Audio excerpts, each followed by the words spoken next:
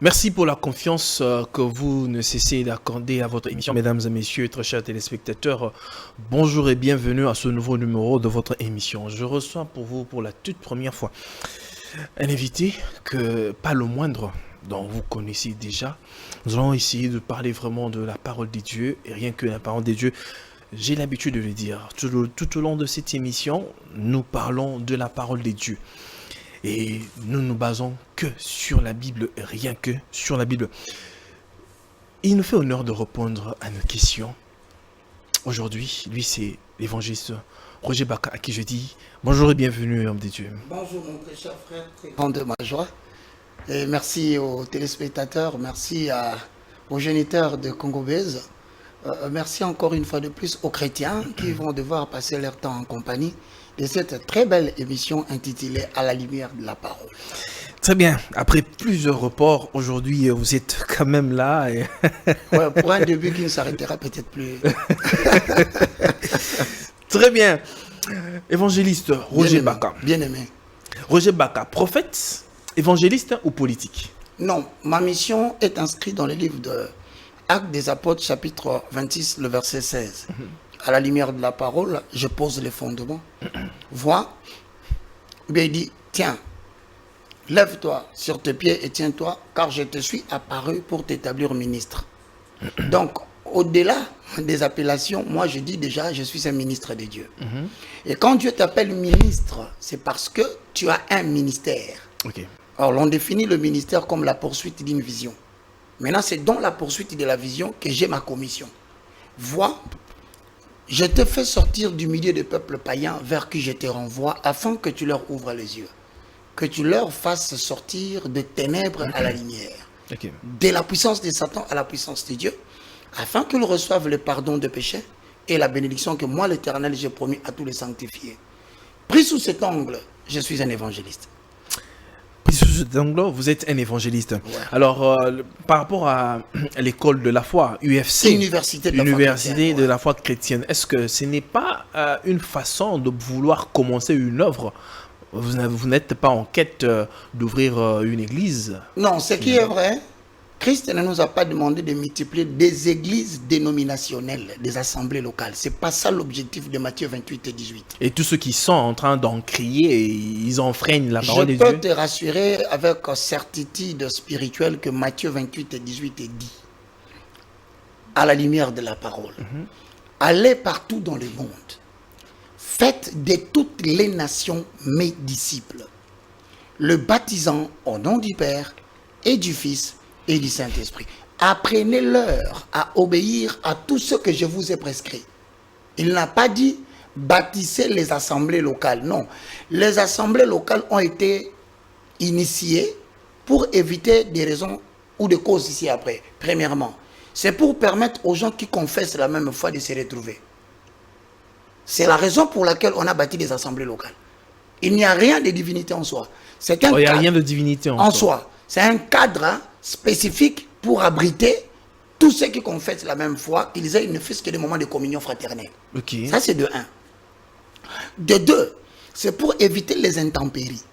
Parce que vous pouvez être en train de communier, la nature vous déçoit. Voilà pourquoi on les abrite sous un cadre qu'on appelle l'assemblée locale. Christ a demandé que nous puissions bâtir des hommes. Ce sont des hommes que Christ a demandé qu'on puisse construire comme ses disciples. Voilà pourquoi Éphésiens dira, vous avez été édifiés sur le fondement des apôtres et des prophètes, Jésus-Christ étant la pierre angulaire. Autrement dit, le granit, le pierre, la fondation, elle est bien connue, c'est Jésus-Christ de Nazareth.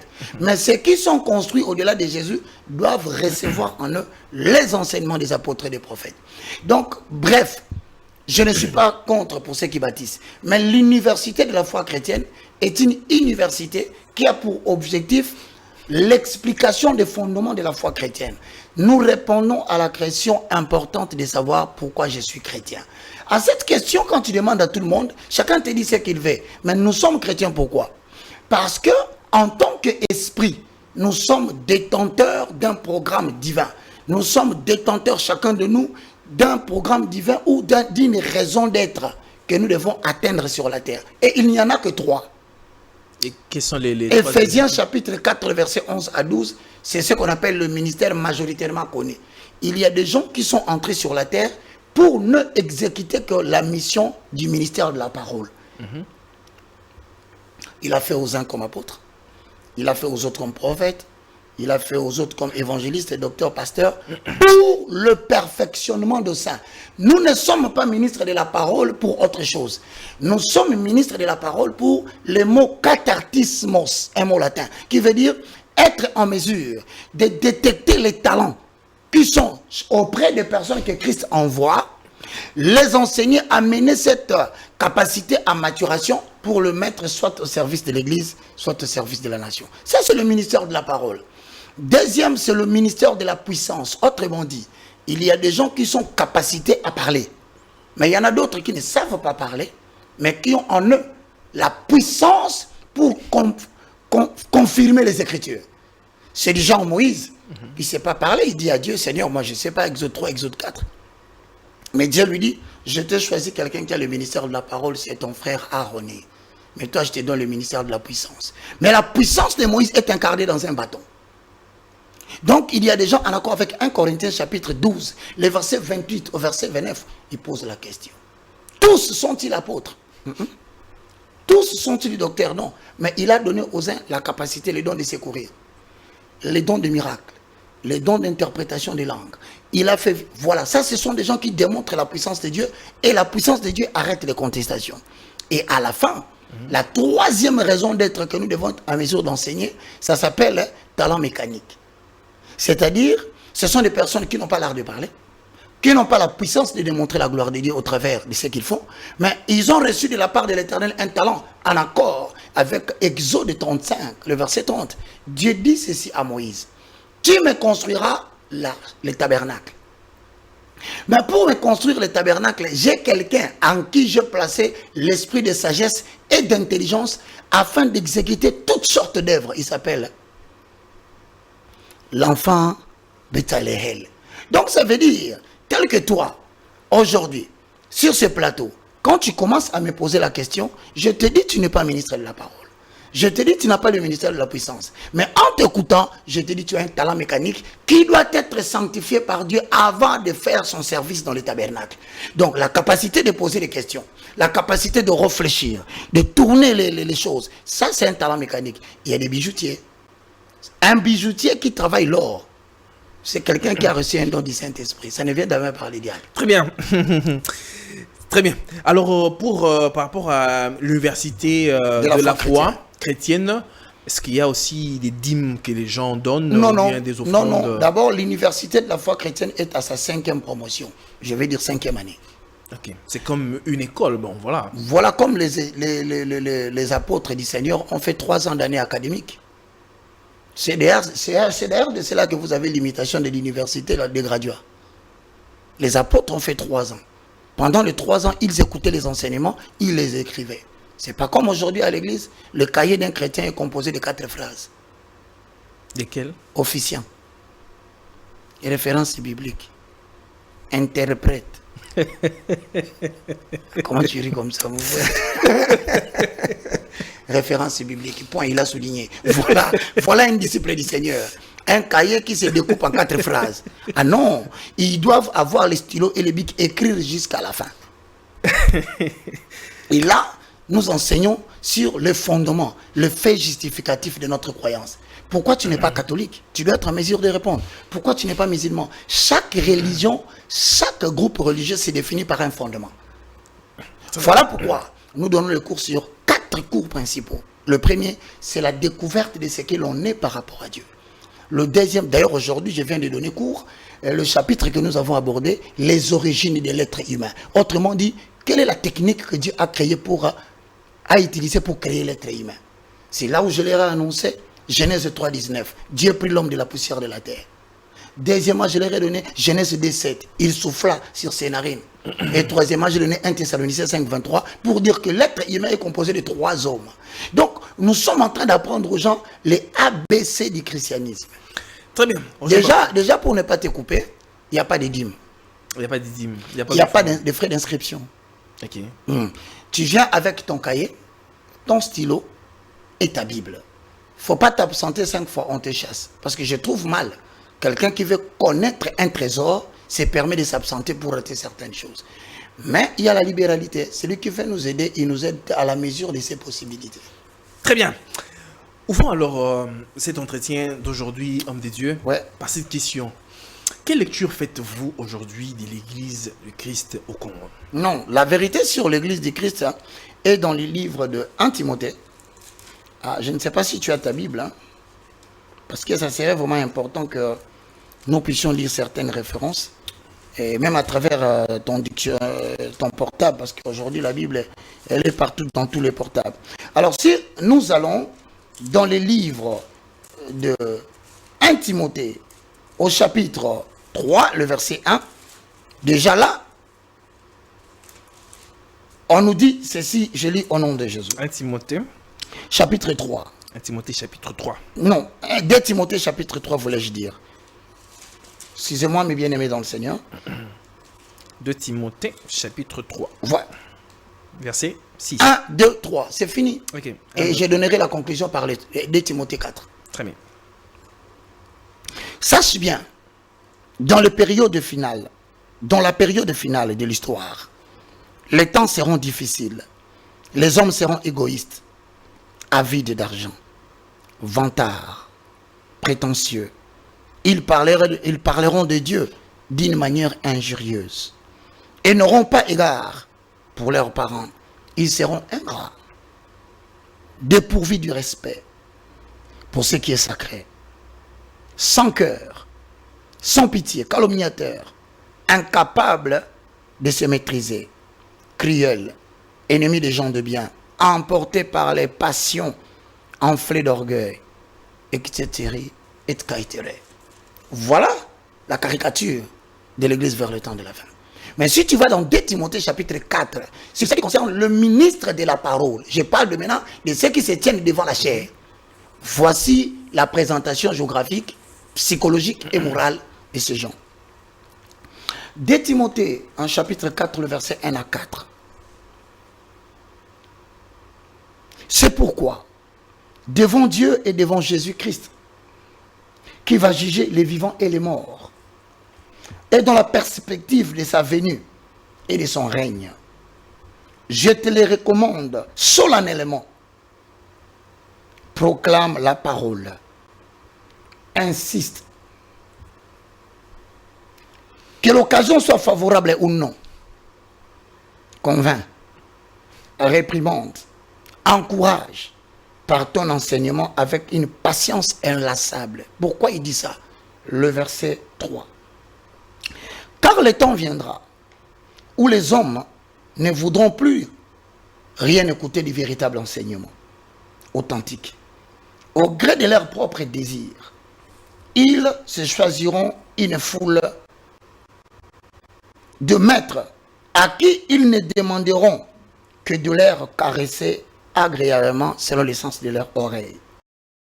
Détourneront l'oreille de la vérité pour s'attacher à des récits de pure invention. Voilà la caricature que nous avons aujourd'hui.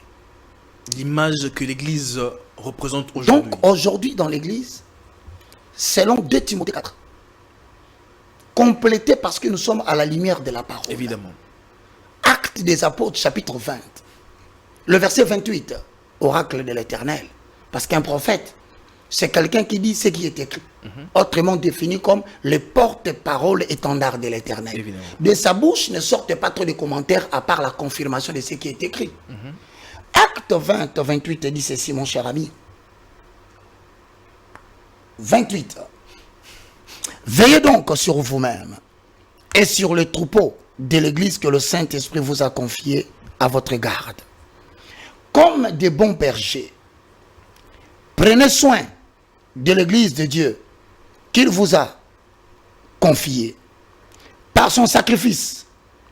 Je le sais, dit l'apôtre Paul. Quand je ne serai plus là, des loups féroces se glisseront parmi vous et ils n'auront pas de pitié pour le troupeau. De vos propres rangs surgiront des hommes qui employeront un langage mensonger pour se faire eux-mêmes des disciples. Soyez donc vigilants. Rappelez-vous que pendant 3 ans, moi, Paul, je n'ai cessé de vous raconter ces choses.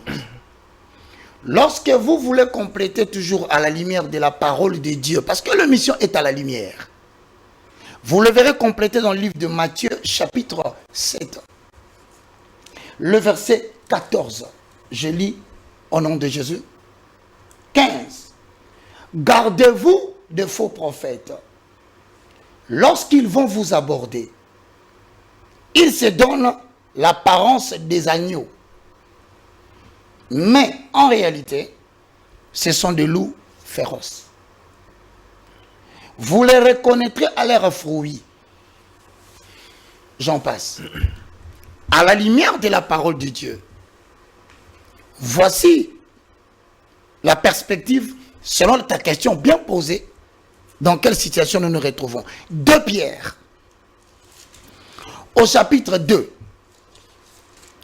le verset 1. Il y a eu parmi vous des faux prophètes. De même, il y aura après vous des faux docteurs qui introduiront sournoisement des sectes pernicieuses qui, régnant le maître qui les a créés, attireront vers eux une ruine soudaine. Beaucoup de gens le suivront dans leur immoralité. Et à cause d'eux, la voix de la vérité sera discréditée. Donc nous sommes dans une période où c'est provenu. Tite l'a dit dans son premier chapitre. Ils étaient avec nous, ils sont sortis de nous, mais ils sont partis. C'est parce qu'ils n'étaient pas des nôtres. Donc nous sommes en train de traverser une période de l'histoire où que celui qui suit cette émission fasse attention. Homme de Dieu, vous avez touché un point très important là. Vous avez parlé des prophètes. Alors, à la lumière de la parole, parce que vous parlez des choses qui sont vraies et vous êtes en train de citer la Bible qui est le livre absolu du chrétien, du croyant. Amen. Est-ce le fait que quelqu'un puisse prophétiser et que la prophétie ne se réalise pas ferait de ce dernier ou de cette dernière un faux prophète, une faux prophétesse? Vous êtes dans le courant du ministère prophétique. Nous avons 2 types de ministères prophétiques. Tout le monde doit les savoir. Le premier, cela relève de la première alliance. Ça s'appelle le ministère prophétique dans le cadre de l'alliance. Son porte-parole s'appelle Moïse. Le lieu de la remise de cette alliance, Sinaï. Les codes qui réglementent le ministère prophétique en tant que traité de l'alliance, c'est le livre de Deutéronome. L'ignorance du livre de Deutéronome fait que tu ignores tout du ministère prophétique de l'Ancien Testament. Parce que pour ceux qui lisent les livres de Deutéronome, vous allez remarquer que le livre de Deutéronome a été rédigé comme le traité de l'Alliance au Proche-Orient. Ces ministères consistent en quoi? Ces ministères prophétiques dans l'Ancien Testament, selon l'alliance de Moïse, je ne sais pas ce que les prophètes font ici au Congo. Moi, je parle de ce que je sais du ministère de l'Alliance dans le cadre de l'Alliance, du ministère prophétique. Dans le ministère prophétique, dans le cadre de l'Alliance, Dieu est le Seigneur, qu'on appelle généralement dans le langage des classes sociales le suzerain. Israël est son peuple vassal. Voici la formule du ministère prophétique. Dieu a traité une alliance avec les enfants d'Israël. Que s'ils obéissent, il leur promet certaines clauses de bienfaits. Mais s'ils désobéissent, il y a une liste de malheurs et de malédictions qui vont frapper le peuple juif descendant d'Abraham. Mais pour conclure cette alliance, Dieu a dit à Moïse, prends les animaux, départage-les en 2 parties. Et la Bible dit vers la soirée, une frayeur de sommeil a failli emporter Abraham et le feu descendu du ciel et consomma les sacrifices. C'est un geste en Israël pour dire que l'alliance est scellée. Mais bien aimé dans le Seigneur, le prophète maintenant dans le cadre de l'alliance, il s'appelle la personne que Dieu envoie. Il s'appelle un émissaire. Celui que vous appelez prophète là. C'est un émissaire dans l'Ancien Testament. Il n'a que les fonctions ci-après. S'il vous plaît, n'inventons pas la roue. Le salut ne vient pas de l'Amérique. Le salut ne vient pas de la RDC. Le salut vient d'Israël. Il faut connaître Israël. L'émissaire qu'on appelle prophète, dans le cadre de l'alliance, avait pour rôle de venir rappeler à Israël là où il a abandonné les clauses. Voilà pourquoi, dans tous les livres prophétiques, en commençant par le grand prophète Isaïe, vous verrez, au début, c'est écrit « vocation du prophète ». Quand il va chez Jérémie, la voix de l'Éternel se fit entendre et il me dit, fils de l'homme. Tu vas dans Ézéchiel, il dit, ouvre la bouche, je te ferai avaler les rouleaux. Parle à ces peuples car ils ont abandonné mes lois. Maintenant, le prophète ne venait que dire à Israël, vous avez abandonné. Et le prophète parlait aussi au roi, vous avez abandonné l'Éternel. Maintenant, quand il annonce cela, il propose deux choses. Soit vous vous repentissez, soit vous décidez de vous repentir et bénéficier de la clémence de l'Éternel, ou vous refusez et vous avez la malédiction, la punition qui viendra. Son rôle, c'est de dénoncer les fautes. Le prophète dans l'Ancien Testament ne vient pas t'acclamer. Le prophète ne vient pas te dire la couleur de ton sous-vêtement. Il en a que faire. On dirait plutôt les prophètes d'aujourd'hui, bien les serviteurs de Dieu de la République démocratique du Congo sont à la solde des politiques, bien du pouvoir. C'est pour dire, d'ailleurs, je ne dis pas tout, parce que Dieu a toujours gardé un reste fidèle. Okay. Mais la majorité du ministère prophétique que je vois s'exercer au Congo, je dis c'est du fake. Et le peuple périt faute de c'est du fake. Je continue à dire. Maintenant, dans le cadre néo-testamentaire, dans le cadre du Nouveau Testament, le prophète exerce quel rôle? C'est la raison pour laquelle les deux voleurs qui étaient à la croix, Christ a dit, tous ceux qui sont venus avant moi sont des voleurs. Mais il était crucifié avec des voleurs. Pourquoi c'est des voleurs? Mais parce que dans la transfiguration, il y en a que deux qui ont apparu. Moïse et Élie. L'un représente la loi, l'autre représente les prophètes. Mais celui qui représente la loi, on l'a troué les yeux par le corbeau. On a cassé ses jambes. Ce qui veut dire que la loi de Moïse ne voit rien dans le Nouveau Testament. Voilà pourquoi la Bible dit, tous ceux qui lisent Moïse, ils ont le visage voilé. Mais le voile est ôté lorsqu'ils se convertissent à celui qui est au milieu. Mais le Seigneur Jésus-Christ a dit lui-même qu'il n'est pas venu abolir la loi, il est venu plutôt accomplir la loi. Justement, accomplishment en anglais. Ça veut dire quoi? Il a revêtu la loi. Ce n'est pas qu'il est venu faire quelque chose à l'extérieur. Non, la loi est entrée en lui.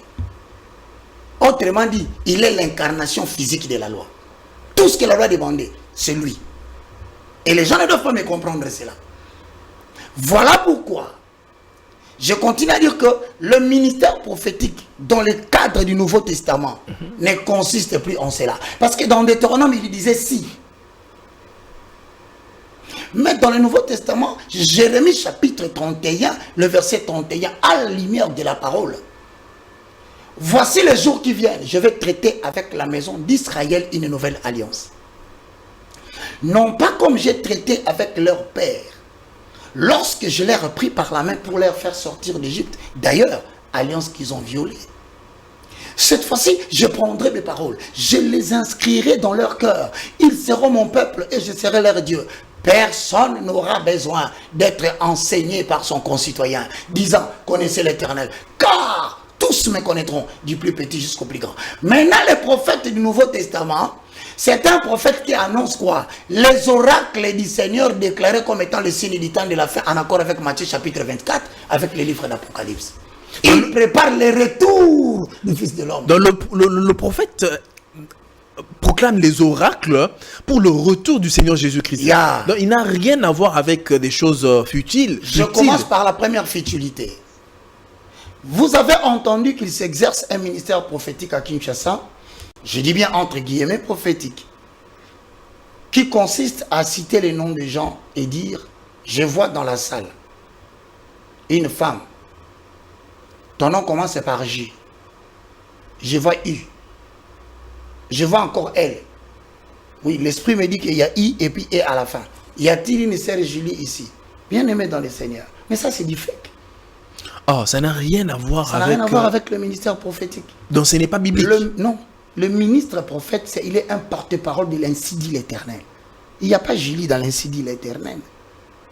Les gens me posent la question, finalement c'est quoi? Eh bien je vais t'expliquer aujourd'hui. C'est de la clairvoyance. Ah, c'est de la clairvoyance. Ça n'a rien à voir avec la prophétie. Ça s'exécute avec l'activation de l'ange déchu Samaël. Oh, Tu as la vérité aujourd'hui.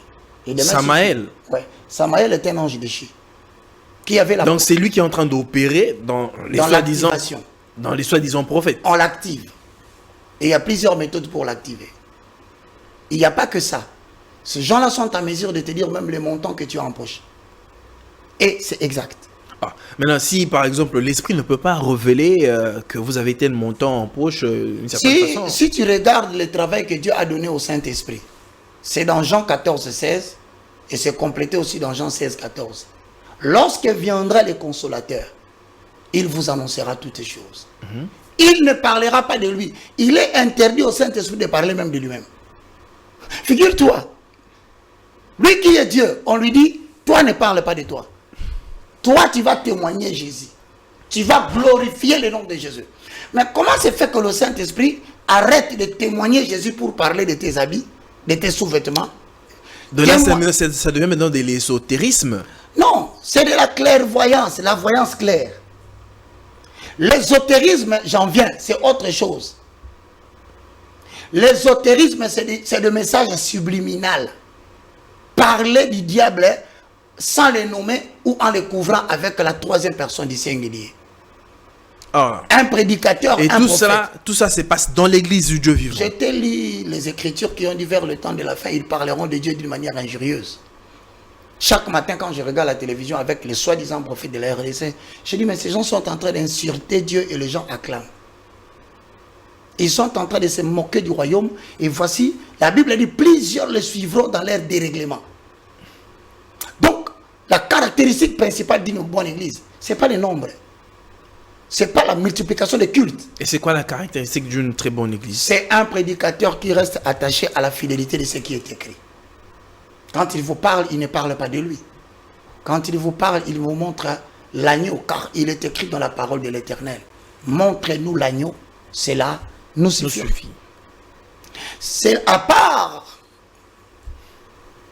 la déviation de la clairvoyance qui vient, d'ailleurs, il faut que je vous l'annonce, qui vient du judaïsme. Le judaïsme, c'est comme le message ancestral des enfants d'Israël. C'est comme chez nous, vous direz le Bokoko du Congo. Ok. Nous avons trois types de religions qui professent l'unicité, l'existence d'un seul Dieu, mais qui n'ont pas les mêmes fondements. C'est le judaïsme, c'est l'islam et le christianisme. Maintenant, si toi, tu ne maîtrises pas le christianisme, un judaïste peut t'amener dans les pratiques judaïques. C'est pourquoi aujourd'hui... Or, dans les pratiques judaïques, il y a la Kabbalah juive. C'est ce que l'église est en train de pratiquer aujourd'hui. Aujourd'hui, vous avez la Kabbalah dans des églises. Je le dis, sans crainte d'être contredit. Répondez-moi un seul instant, par un seul. Je dis un seul de prédicateur qui trouve que j'ai tort. D'où vous viennent les habits des sacerdoces? Donc, la Kabbalah juive n'a rien à voir avec le christianisme. C'est interdit au milieu de ceux qui invoquent le nom de Jésus en tant que Seigneur et Sauveur. Donc, dans la Bible, on peut parcourir toute la Bible, on ne verra rien. La Kabbalah juive, c'est les bokoko des enfants d'Israël. Nous, on n'est pas dans les bokoko des enfants d'Israël. La Kabbalah juive a pour le judaïsme, voulais-je dire. Mais comment est-ce qu'au Basu Bokoko, il y a Israël, on a bonzam. Dérèglement. C'est comme tu as dit ici. Plusieurs le suivront dans leur dérèglement et la voix de la vérité sera insultée à cause d'eux. Quand je te pose une question, il n'y a pas question de se fâcher. La Bible dit, étant toujours prêt à répondre à quiconque vous interroge sur l'objet de votre foi. Dites-moi où est-ce que vous avez puisé les habits des sacerdoces. Vous allez me répondre Aaron. Mais Aaron n'est pas le souverain sacrificateur selon l'ordre de Melchisédek. Celui qui a le sacerdoce intransmissible, c'est le descendant de David. Il s'appelle Jésus-Christ de Nazareth, Emmanuel. Maintenant, si Paul dit, apôtre, soyez mes imitateurs. Maintenant, vous, quand vous portez les habits de sacerdoce, vous avez imité quel habit? Jésus portait le fin lin, symbole de quelqu'un qui est pur. Mais vous, vous portez les habits de sacerdoce. Dites-moi, êtes-vous disciple de Christ ou disciple de Aroni? Si vous êtes disciple de Aroni, vous devez rentrer en Israël. Parce que le sacerdoce de Christ est intransmissible. Il faut s'éter au milieu du peuple. Est-ce que le fait de mettre un habit, bon, voilà, peut-être un habit, je dirais, l'Israël qu'on a pris en Israël, peut enlever la qualité d'un serviteur de Dieu ou bien ajouter? Oui, premièrement parce que Aaron portait les habits de sa sacerdoce, c'était pour démontrer qu'il est sous le mandat de l'exercice. Donc il pouvait l'enlever, il n'est plus sous le mandat. Tout celui qui porte les habits de sacerdoce n'est serviteur de Dieu que quand il les porte. Aussitôt enlevé, les sacerdoces les quittent. Un seul d'entre eux me dira non, tout le monde dira laisse, il dit la vérité. C'est comme ça que Aaron, il ne pouvait le porter que lorsqu'il entrait dans les temples.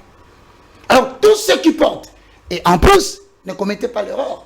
Osée 4:6, mon peuple périt faute de connaissance. Faute de connaissance. La couleur de l'habit du sacerdoce détermine un message. Et quel est le message que l'habit des sacerdoces qu'on est en train d'utiliser aujourd'hui? Quel est le message? Ça dépend. Si c'est le rouge, c'est le jour du sacrifice. Si c'est le rouge, c'est le jour du sacrifice. Oui, vous, tous qui êtes venus là, vous êtes en pâture. Oh. Mais si je contredis, ils sont là, ils peuvent vous dire. Vous savez, je vais vous dire quelque chose. Vous savez, Kabbalah signifie quoi? Le secret. Le secret. Ouais.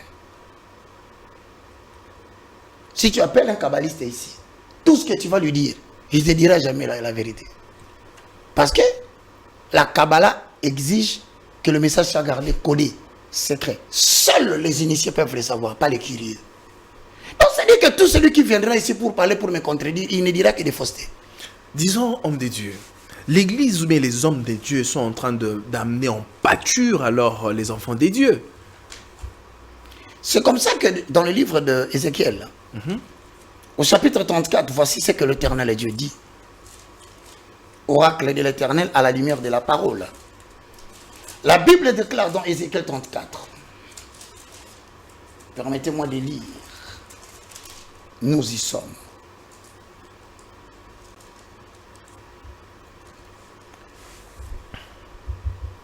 Ézéchiel 34, le verset 11. Voici ce que déclare le Seigneur éternel. Je vais moi-même venir m'occuper de mon troupeau et en prendre soin. Le prophète Ézéchiel, à son époque, avait déjà prophétisé qu'il y aura un moment donné, Dieu ne laissera plus les brebis entre les mains des pasteurs. Il va les récupérer lui-même. Lui-même, et il va en prendre soin. Nous sommes en train de traverser une période en Afrique, au monde, en République démocratique du Congo, où les troupeaux croient toujours qu'ils appartiennent aux pasteurs. Alors que déjà, Adonai, Seigneur de mon âme, m'a déjà récupéré. Je ne vous appartiens pas. Non, je n'appartiens pas à l'église de Reveil. Moi, je n'appartiens pas à l'église protestante ni pentecôtiste. Moi, je suis indépendant. Je n'ai que deux autorités. Le Saint-Esprit, le Paraclet, le communicateur indispensable de la grâce et les Écritures. Donc, vous n'avez pas de père spirituel, d'une certaine façon? Non, ça n'existe pas. Oh, cette affaire n'existe pas. Les daddies, tout ça là. Les mots spirituels viennent circonscrire le champ du Père. Donc, les daddies, tout ça là, ce sont des inventions humaines, ça n'a rien à voir. Donc, même vous qui avez étudié, vous vous faites berner par de telles appellations, alors que vous savez que on dit Père, c'est le Père spirituel, et le spirituel désigne l'esprit. Qui peut mettre au monde un esprit? C'est une aberration. Très grave, d'ailleurs, qui mérite punition des droits. Passible de peine de loi. Comment un intellectuel licencié en philosophie et lettres, tu te permets de te sortir dehors et dire c'est mon père spirituel? Ah non. Il y a le père biologique. C'est celui qui t'a mis au monde, qui t'a donné la naissance. C'est ta maman biologique. Père de l'eau et du sang. À part le père de l'eau et du sang, Matthieu 23, à la lumière de la parole, dit, n'appelez personne Père, si ce n'est votre Père qui est dans les ciels. Celui qui nous a engendrés spirituellement, en accord avec Romains chapitre 10, le verset 9, Jean chapitre 1, le verset 12 à 13, à tous ceux qui l'ont reçu. Il leur a donné le pouvoir de devenir enfant de Dieu. Mais un enfant de Dieu, c'est celui-là qui a pour père qui? Dieu. Or, Dieu est esprit. Quand il nous engendre, il nous engendre spirituellement. Mais comment pouvez-vous vous laisser ainsi balayer par des gens bien-aimés dans le Seigneur? Écoutez, Paul leur donne beaucoup d'appellations. Il dit, ce sont des fontaines sans eau. Des vases crévassés. Ils vous exploitent. Cette affaire de père spirituel, c'est pour assujettir les chrétiens et les détourner de l'autorité du Seigneur. Voici ce que moi, Baka, je reconnais. Les anciens de la foi. Les anciens. De la foi. Les anciens, pas les daddies. Tu es un anglophone. You know the meaning of daddy. Yeah. Daddy means father. Yeah, father. Bon, quand toi tu appelles quelqu'un papa, Éphésiens 4, 11 à 12 dit, il a fait aux uns comme apôtre, comme un prophète, docteur, évangéliste et pasteur. Mais pourquoi tu l'appelles daddy? Une déviation que l'Église a pris et c'est resté comme ça. Non, non seulement c'est resté comme ça, ça devient un instrument de manipulation de l'autorité parentale des familles des gens. J'en connais qui donnent des ordres aux femmes d'autrui au nom de daddy. J'en connais des femmes qui n'obéissent plus à leur mari à cause des daddy. J'en connais qui servent les daddy en s'agenouillant. Mais son mari lui manque de respect. J'en connais à cause des daddy, les gens sont sortis avec des pasteurs commettant ainsi des choses qui sont abominables à l'église. Les femmes des gens ont été pris sexuellement à cause de leur daddy. Appelle quelqu'un évangéliste. Selon chaque ministère, il y a une déontologie. Mais papa n'a pas de déontologie parce qu'aujourd'hui, il est prouvé en Europe qu'un papa peut sortir avec sa fille. Évangéliste Roger Baka. J'aime tes questions, mes frères. Je voulais savoir, est-ce mal, parce que nous sommes là dans l'église, il y a un fléau aujourd'hui dans l'église du Christ au Congo. Alors je voudrais est-ce que vous puissiez vraiment nous éclairer aussi avec les Écritures, comme vous êtes vraiment quelqu'un de la parole. Hosanna. Est-ce mal d'avoir un encadreur ou bien un pasteur divorcé dans l'église? C'est une question pertinente. Dans la mesure où cela me conduit dans 1 Corinthiens chapitre 7, à la lumière de la parole. Hosanna. Lorsque vous êtes dans 1 Corinthiens chapitre 7, vous découvrez finalement la problématique qui est posée par le bien-aimé. Qui est divorcé, si ce n'est celui qui est marié, qui était marié, mais qui s'est séparé avec sa femme. Maintenant, il y a deux conditions dans cette appréhension de choses que tout le monde doit savoir. Il y a le mariage mixte qui consiste en ce que le pasteur, dans sa convoitise de la chair, n'a pas priorisé le critère spirituel, chercher une femme qui prophétise, chercher une femme qui maîtrise les données spirituelles pour l'accompagner dans le ministère. Frappé par la rondeur de madame. Il a dit, moi, c'est n'engaye. Maintenant, dans ces cas-là, ça s'appelle mariage mixte. C'est pourquoi? Parce qu'un chrétien, de surcroît, serviteur de Dieu, épouse une femme qui n'est pas chrétienne. Est-ce que la Bible l'interdit? La réponse est donc non. Le pasteur peut se permettre d'épouser même une prostituée sur le boulevard ici. Ça ne vous concerne pas, Dieu n'a pas interdit. Mais les conséquences sont réelles. Paul dit, je voudrais vous épargner de cela, parce que vous aurez des tribulations dans la chair. Mesdames et messieurs, est-ce que vous pouvez suivre un pasteur divorcé? Première dimension des choses. Est-ce que notre pasteur avait épousé une femme chrétienne? Si c'est une païenne, voilà ce que la Bible dit. 1 Corinthiens, chapitre 7, le verset 10. Quant au couple chrétien, c'est-à-dire le couple qui ne sont pas mixtes, c'est un couple qui a trouvé une femme au sein du service du ministère. Ça, c'est un couple chrétien. Qualifié de chrétien, pourquoi? Parce qu'ils suivent tous le même enseignement. Évidemment. Ils suivent tous le même Seigneur. Alors, si maintenant, le pasteur se sépare avec la sœur ou la femme chrétienne. Il faut faire très attention avec ces histoires. Ne répondez pas oui, ne répondez pas non rapidement. Il faut qu'il y ait un argumentaire. Vous risquez de dérailler les gens. Pour les chrétiens, couple chrétien, voici ce que j'ordonne. Ou plutôt, ce que le Seigneur lui-même leur commande. Que la femme ne se sépare pas de son mari.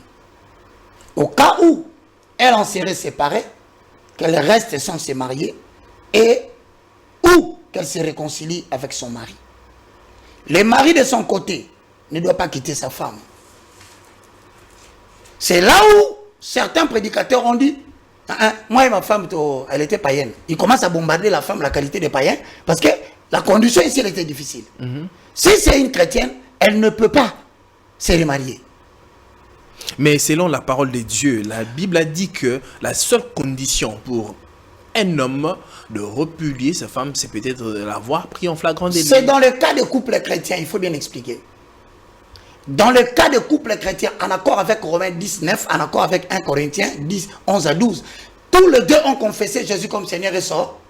Mais s'il arrive que le pasteur se marie comme Ferrego l'avait dit, il se marie à Moulélé, à Ine Moulélé. Ce genre de femmes qui font pleurer les gens pour dire que Balingan a 24. Mais le pasteur a aimé le corps de la sœur. Il n'a aucune utilité spirituelle qu'il a suivie.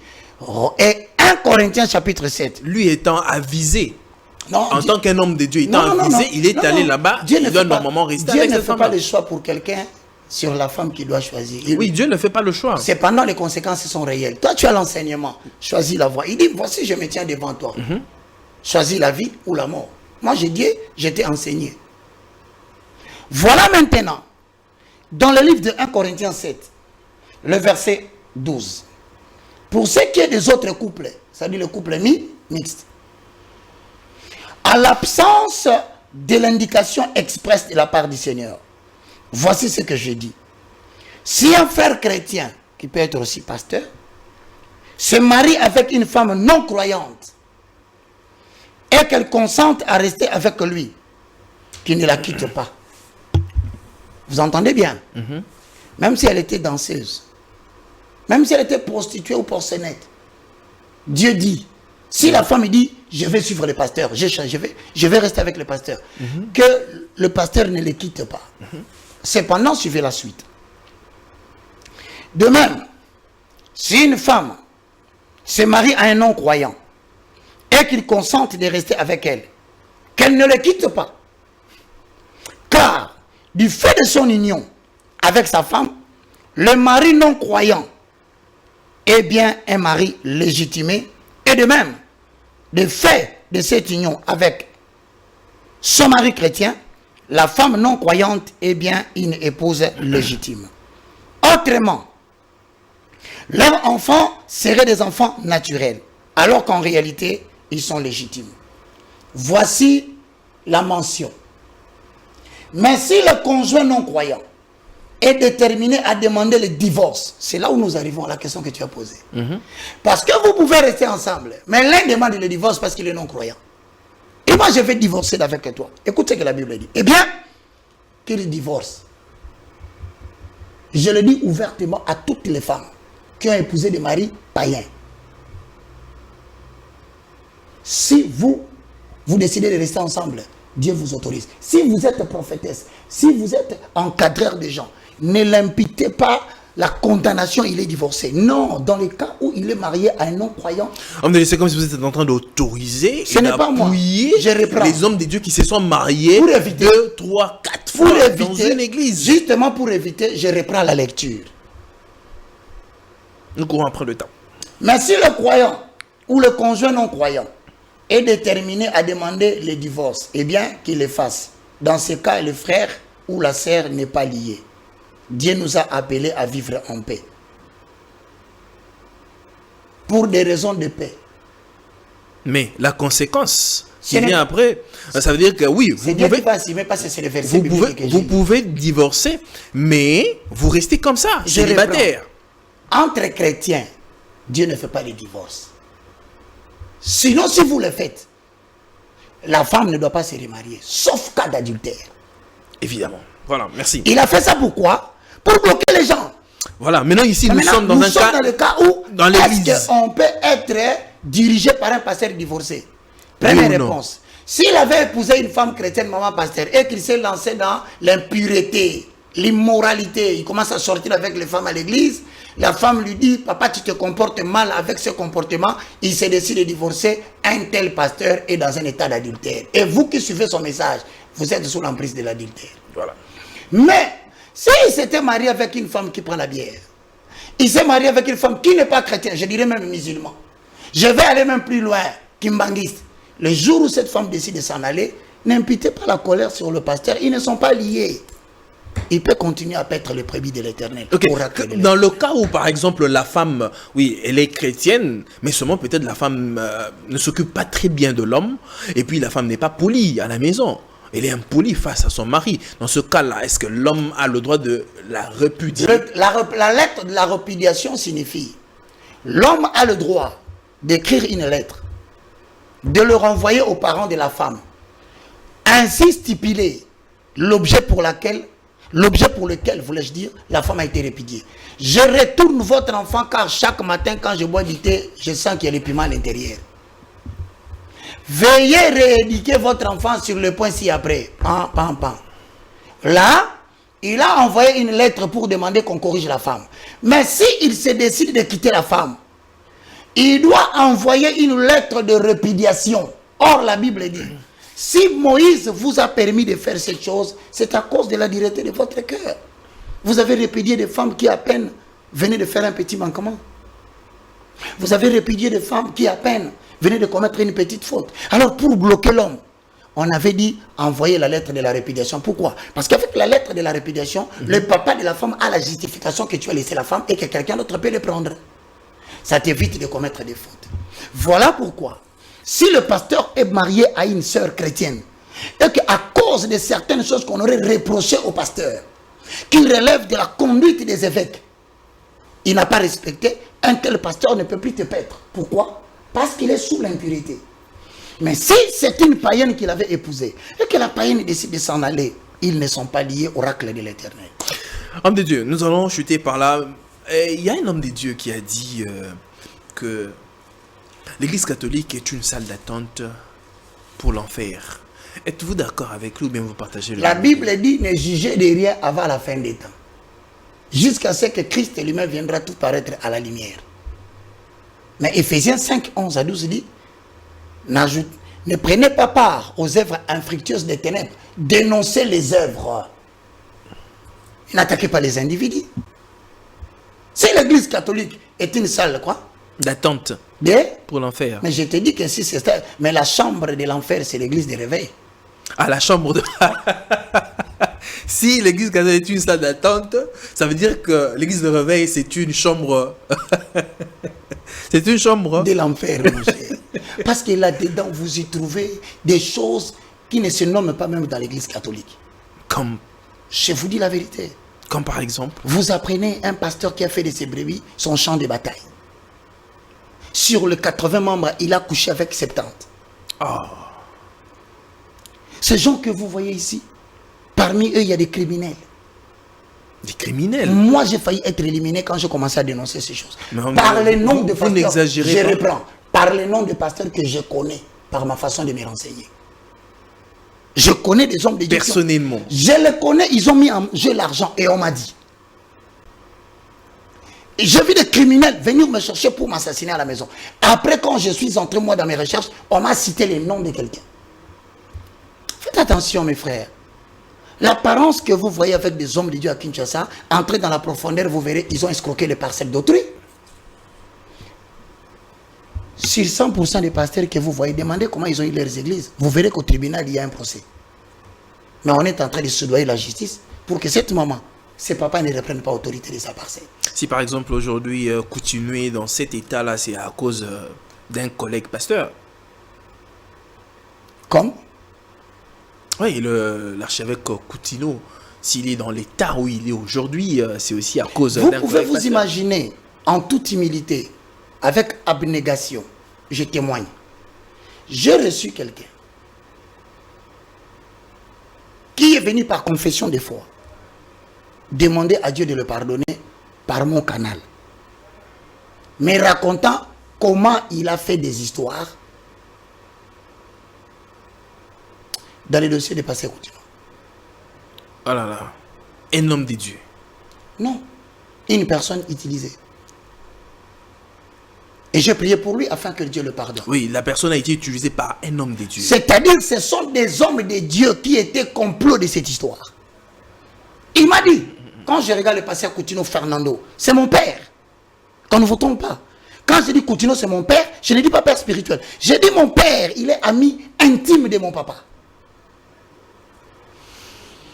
Et aujourd'hui, vous n'entendez que de problèmes entre les hommes de Dieu. Voilà pourquoi la Bible dit, à cause d'eux, le nom de l'Éternel est insulté parmi le peuple. Pourquoi ils s'attaquent que les hommes de Dieu sont... C'est aujourd'hui que vous apprenez qu'un homme de Dieu aurait travaillé en coulisses pour qu'on arrête l'autre. Il aurait participé dans l'empoisonnement de l'autre. Et cet aspect de choses va jusqu'à toucher certains musiciens chrétiens qui se comporteraient comme des stars du monde païen. Et ce n'est pas peut-être la bataille de positionnement? Non. C'est le manque de grandeur. C'est le manque de leadership au milieu des églises de réveil. Il n'y a pas un leader. Il n'y a pas un leader. Il n'y en a pas. Tous ces grands qui se disent grands, ils sont rien, à part ce qu'ils croyaient être. Parce que s'il y avait un grand, il allait réglementer tous ces comportements. Mais il y avait le prophète Dodo Kamba qui était... le prophète Dodo Kamba est l'interface des églises de réveil en tant que plateforme. Il y en a 8. Il ne peut pas réglementer les 7 autres. Il réglemente l'église de réveil. Et il ne réglemente pas pour punir, parce qu'il n'y a pas une réglementation de punition. Donc quand par exemple un serviteur de Dieu se méconduit d'une... Personne ne peut blâmer un homme de Dieu ni le faire quoi que ce soit dans ces pays. Personne. Vous savez pourquoi? Pourquoi? Parce que la plateforme église de réveil n'a pas reçu ses cahiers de charges. L'église de réveil est une interface de l'État. Quand l'État veut parler avec les communautés des églises de réveil, il vient voir les représentants légaux. Point barre. Personne n'est instrument de l'autre. Personne ne dépend de l'autre. C'est pourquoi vous apprenez, oh, tel pasteur s'est comporté, il s'est fait moutakaliser. Qui va le gronder? Voilà pourquoi, pour la contribution de l'église, je te signale que j'ai élaboré un document qui s'appelle l'ordre du ministre de Dieu, comme l'ordre des médecins, comme l'ordre des architectes. Quel que tu sois, je vais le soumettre au Parlement. Et je demanderai à un député chrétien de l'adopter, afin que tous, nous ne soyons plus au-dessus de la loi. Il y a des pasteurs qui ont des dettes d'autres qui ne veulent pas payer. Tu vas le suivre comment il circule avec des soldats.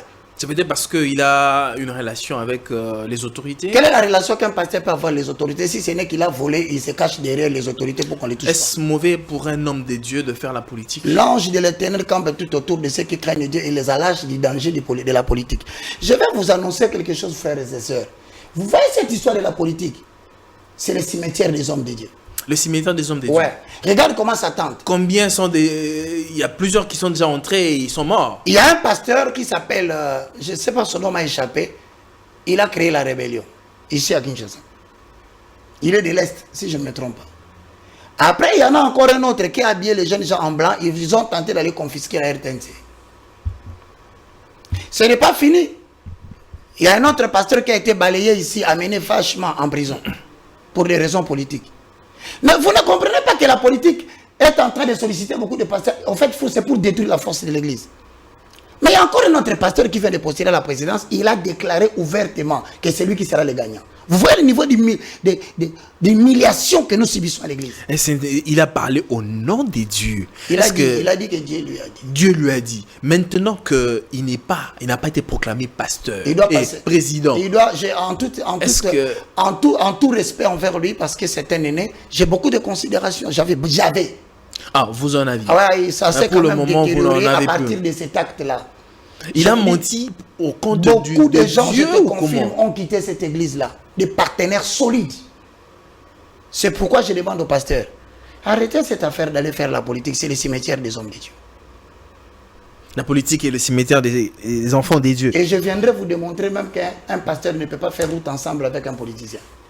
Je vais vous donner un exemple pour terminer. Vous connaissez Fidel Castro? C'est le Cuba. Un jour, Fidel Castro a demandé à tous les hommes de Dieu de l'accompagner pour renverser le pouvoir qui était en place. Les églises l'ont soutenu à 100% et il a réussi sa mission. Il a renversé celui qui était au pouvoir. Et tu sais, mon frère, lorsqu'il était établi président de Cuba, qu'est-ce qu'il a fait? il a fermé les églises. Et pourtant, les églises venaient de les soutenir. Parce qu'en politique, le chemin par lequel tu es passé pour avoir le pouvoir, il faut l'effacer. Sinon, quelqu'un d'autre passera par là pour t'évincer. N'évitez que les politiciens viennent dans les églises. Ils viennent seulement pour prendre les gens qui doivent les voter. Au-delà de ça, tu vas l'appeler, tu ne le recevras plus au téléphone. Très bien. Homme des dieux, dernière question. Nous avons pratiquement fini. Mais homme des dieux, vous êtes un homme des dieux. Vous incarnez le charisme, la parole des dieux. Ah, merci beaucoup, je suis flatté. Mais qu'y a-t-il entre vous et le pasteur Moïse Mbié, ainsi que le prophète Joël Francis Tatou et certains hommes des dieux Denis Lessi? Qu'y a-t-il entre eux et vous et eux? Ce n'est pas moi. C'est le livre de Genèse qui dit, chapitre 3, je mettrai inimitié entre toi et la postérité du serpent. Ah, ils sont la postérité du serpent. Non, entre eux et moi, quelqu'un appartient à la postérité du serpent. Je garde moi aussi dedans. Ah. Je vais te révéler une vérité.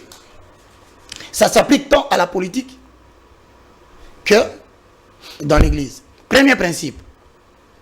Si les services de renseignement ne peuvent pas arrêter les criminels, c'est que les criminels se trouvent dans les services de renseignement. Ce sont des principes. Ça veut dire. Si les politiciens ne s'entendent pas entre eux, c'est que, aujourd'hui, si les opposants qui prétendent s'opposer à un président, entre eux, ils ne s'entendent pas, l'un d'entre eux pactise avec le président en cachette.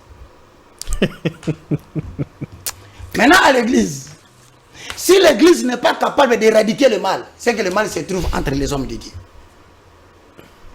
Entre moi, je le dis ouvertement, et le nom que tu as cité, d'entre nous, il y a un qui est serviteur du diable. Alors, je ne voudrais pas dire c'est moi ou c'est eux, mais seulement l'Éternel se chargera avec le temps de commencer à dévoiler petit à petit le comportement des uns et des autres. Vous savez pourquoi je m'oppose à certaines pratiques de ses frères? Eux aussi s'opposent à certaines pratiques de vous. Quoi, comme quoi? Oui, comme par exemple, on a dit, je cite le révérend pasteur Moïse Mbié qui dit, comment est-ce que vous avez les yeux ouverts dans une cérémonie, je ne sais pas moi, vous êtes en train d'enseigner, vous vous mettez à chanter, vous parlez en langue et vous souriez. Ça n'a rien à voir. Ça relève de l'ignorance. Ça n'a rien à voir avec la parole de Dieu. Parce qu'il y a les composantes de l'expression parler en langue. C'est dans 1 Corinthiens chapitre 14, régi par l'apôtre Paul. Les parler en langue, c'est comme les données mobiles. Tu peux activer les données mobiles, tout comme tu peux éteindre les données mobiles. Parler en langue ne signifie pas perdre connaissance. Si eux, ils ont perdu connaissance, alors ils ont l'épilepsie. Je continue à dire, et je répète, je n'ajouterai pas foi à tout esprit. Comment vous pouvez balayer toute une génération? On vous pose la question. Messieurs, dis-nous, tu as dit Guégué ou tu as dit Jésus?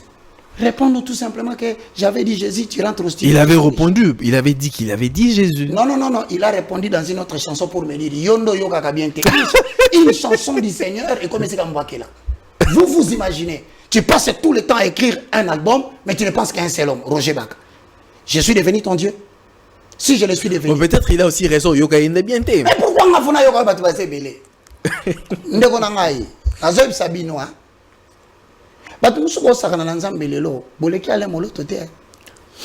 C'est pour dire, quand quelqu'un peut te dire qu'il peut quitter Lubumbashi, allez-moi dans Lubumbashi à Kinshasa. Donc, aujourd'hui, nous reconnaissons tous, nous avons des faiblesses. Moi, je ne suis pas parfait. Je ne sais pas où est-ce que j'avais dit ça.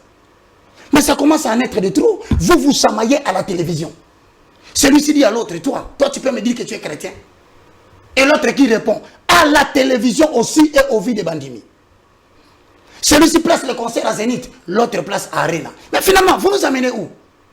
Il est préférable d'écouter Ferré, d'écouter Fali, d'écouter Kofi Olomide, que ces gens qui parlent de Dieu d'une manière injurieuse. Vous dites, il est préférable.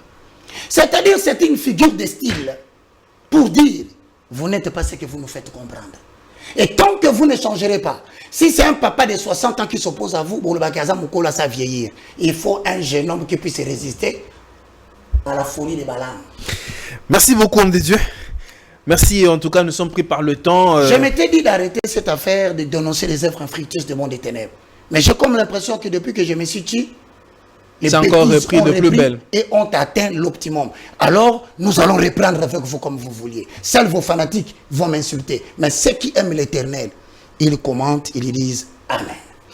Merci beaucoup, homme de Dieu. Non, c'est moi qui te remercie. Tu vois, on a raté beaucoup d'émissions pour en faire une. Et voilà, je parie que ça c'est une ouverture des plusieurs émissions que nous allons devoir organiser. Mesdames et messieurs, c'en est fini pour aujourd'hui. Merci à Jordi, merci à Christian, merci à Target, merci à Target, le nouveau technicien de Congo Buzz Télévision. Merci à JC Katanga, merci à JC Katanga, merci à vous, vous nous avez suivis de partout, merci de votre soutien. Je vous dis une façon pour vous de nous soutenir, c'est de nous donner des j'aime et de vous abonner à notre chaîne Congo Buzz Télévision, ça nous fait énormément du bien. Alors pour le reste, portez-vous bien, on se retrouve très prochainement, que la paix soit avec vous et que Dieu vous bénisse. Au revoir. Amen. Amen.